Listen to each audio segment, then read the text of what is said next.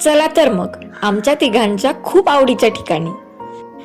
धीरा 1 वर्षाची होती तेव्हापासून तिला आम्ही इथे घेऊन येतो, त्यामुळे कदाचित तिचंही हे आवडीचं ठिकाण झालं असावं. हे खरं तर जंगलच आहे. तुम्ही याला पानगळीचं जंगल असं म्हणू शकता.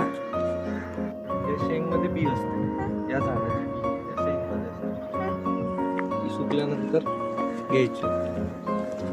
डोंगरावर जायला जास्तीत जास्त 10 मिनिट लागतात, त्यामुळे धीरा आरामात चालू शकते.